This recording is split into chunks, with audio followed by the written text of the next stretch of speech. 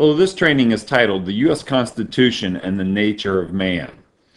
Well, the U.S. Constitution deals with the nature of man, which makes it a very special and unique document. This, in fact, makes it a very spiritual document. Now, why do I say that? Because at the beginning of this series, we took a look at the two watershed questions of life. What is the nature of man and what is the nature of God? And how these two lists hold to a biblical worldview and that the American founding is based on this worldview. And on the nature of man's list is the idea that he's created, but also that he's fallen and he has a basic sin nature, and that this needs to be controlled when people are put into office and given civil power. James Madison said this: if men were angels, no government would be necessary. Thomas Jefferson said this: it would be a dangerous delusion were confidence in the men of our choice to silence our fears for the safety of our rights. That confidence is everywhere the parent of despotism. Free government is founded in jealousy and not in confidence. And what that means there is jealousy of rights, not jealousy of other human beings. So we need to be jealous for the freedoms and the rights that God has given us. He continues, it is jealousy and not confidence which prescribes limited constitutions to bind down those whom we are obliged to trust with power. That our Constitution has accordingly fixed the limits to which and no farther our confidence may go. In the question of power, then, let no more be said of confidence in man. What he's saying there is, we cannot depend on man's good nature and his good intention. We cannot just have a utopian view if people are given power that they'll always do the right things. So, in fact, because of that, we need to bind him down from mischief by the chains of the Constitution. In other words, limit the power given to people that are given power over us. The nature of man is described in the scriptures in many ways, but here are just two samples. For all have sinned and fall short of the glory of God.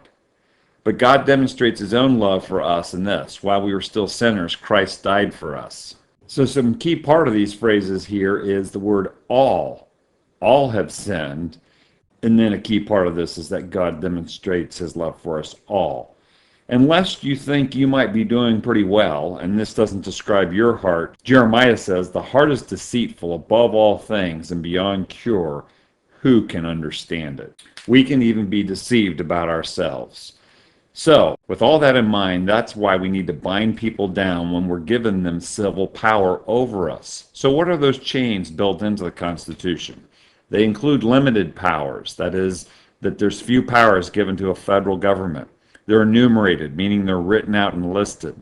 They're separated between three branches. And then there's checks and balances built in on the power and the process of getting laws passed. We have a written permanent constitution which fixes in place with amendments that are allowed, with a list of things that the federal government is allowed to do. Then in our system of government, citizens are the ones given the responsibility to guard these provisions. Again, Dr. Marlene McMillan. People are simply shocked to find out that our Constitution is the only one in the world written to restrain civil government, that is, to bind people down. The rest of the world live under constitutions where constitutions are written by government to give rights to the people. Such a key thing. Our Constitution is unique in all the world. Albert Einstein said this: the real problem is the hearts and minds of men. It's not a problem of physics, but of ethics. It's easier to denature plutonium than to denature the evil spirit of man. He's got that right. James Wilson said this: we're providing a constitution for future generations and not merely for the peculiar circumstances of the moment. Why can he say that? Because the nature of man never changes. So really absorb this. The Constitution is a very spiritual document because it deals with the biblical worldview, the nature of man. This is Christian Citizenship Training. Thanks for listening.